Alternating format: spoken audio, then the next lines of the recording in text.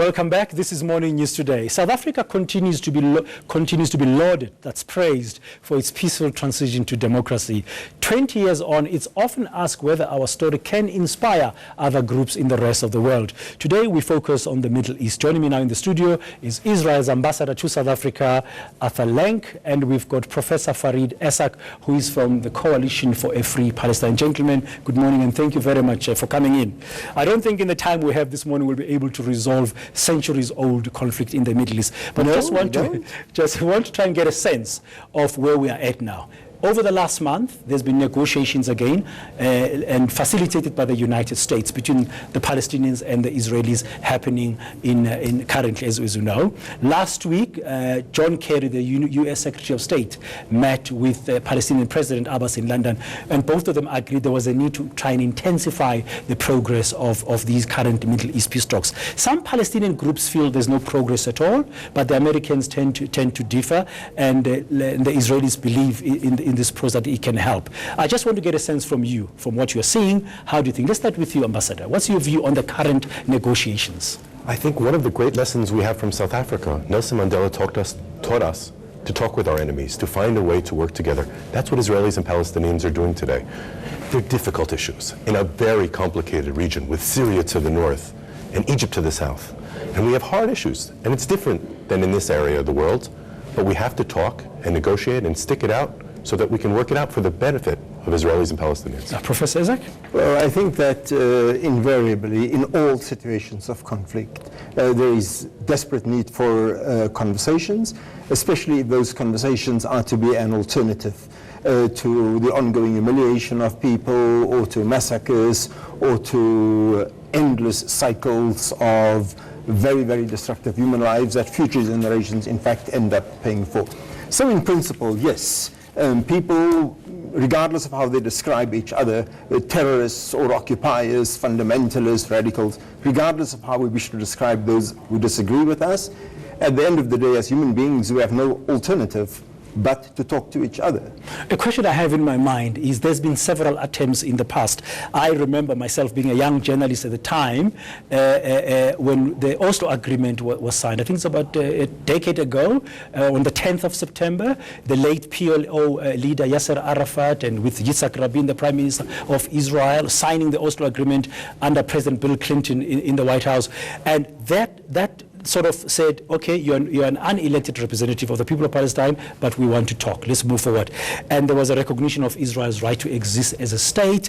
It looked like, yes, there's hope. Do you have hope today about the current process that we'll find a resolution? Ambassador?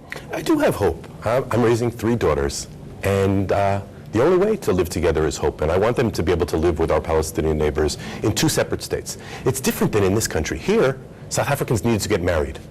In my region, we need to get divorced. Israelis and Palestinians need to have their own states. But you get divorced, but with good neighborliness, peace and security is important. That's exactly right. We have to find a way for Israelis and Palestinians to be secure, to be safe, to build their own future, to offer opportunities for their sons and daughters, just like I want for mine.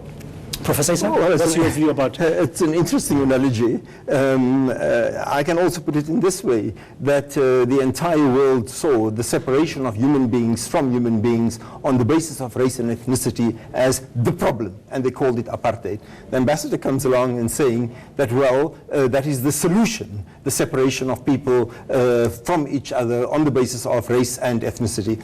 I think that South Africa knows a very deep history of bitter hatred, of wanting to shoot the Boer, of wanting to drive all white people into the sea. South Africa, and of course, let's not forget the concentration camps where 1/6 of the Afrikaner population died at the hands of the British.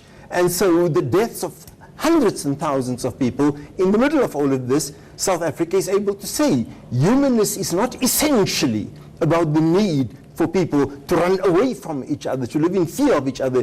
Humanness is essentially about the ability of human beings to overcome our past hatred and to create a new society, not based on the separation of people from people. But separation in terms of states, would you agree with that Palestine exists as an independent state, Israel exists as well as a state? In that regard, you would agree with that?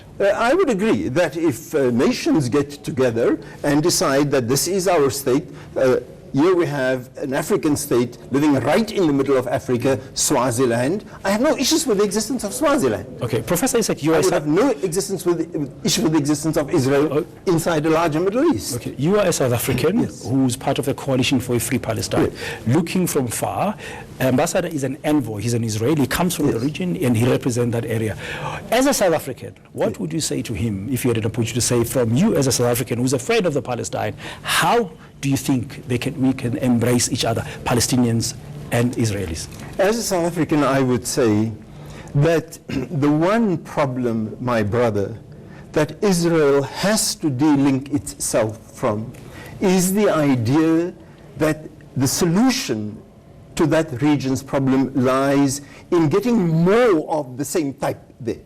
The Boers, the whites, never thought the solution to South Africa's problem lies in getting all other Afrikaners, all other Dutch into South Africa, and therefore complicate all our things. So you're talking about Jewish settlements? That's correct. Is it one of the key issues for Palestinians? Absolutely. You see, the problem with negotiation is I can't talk to you about the division of this pizza that both of us agree. You have a share in, I have a share in. I can't sit down and talk to you about how do we divide this pizza up when a minister in my government or half of my government insists that as the talking is going to continue, we're going to be giving permission to our people to continue eating on the pizza. Well, and this is the problem of settlements. What's the rationale? Just educate us a little bit. Very quick, what's the rationale behind the ongoing building of Jewish settlements, which is one of the stumbling blocks? I know there are several others. That's exactly it. There are a range of issues that Israelis and Palestinians need to talk about, and that's the reason it's been going on so long.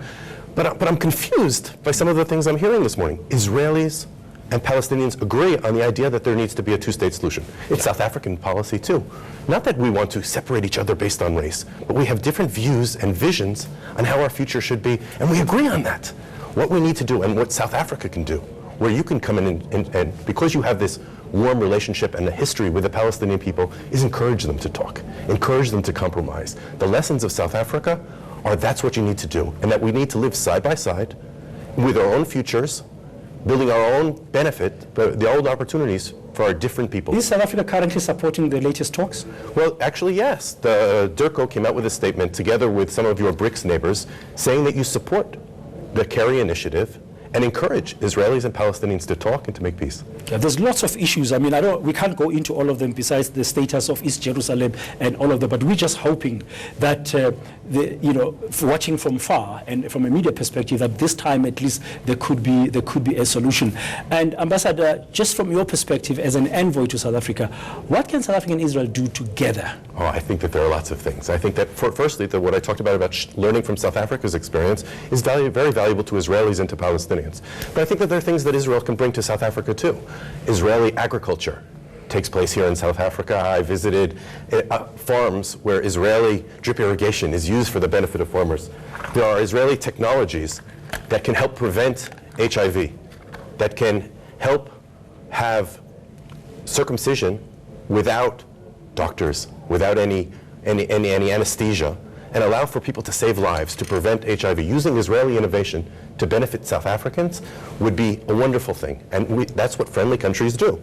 Is that a tool for circumcision? It is actually, and you see it's just a piece of plastic, but it's this modern innovation that can allow for males to avoid and have the risk of HIV be dropped by 60%. 60%. Think of the millions of lives in Africa. Okay, so you should talk to Dr. Aaron Motsoaledi, the Health Minister of South Africa, about that. Thank you very much. That's the Israeli Ambassador to South Africa, Arthur Lenk, and Professor Farid Essek from the Coalition for a Free Palestine, sharing their views around the Middle East peace.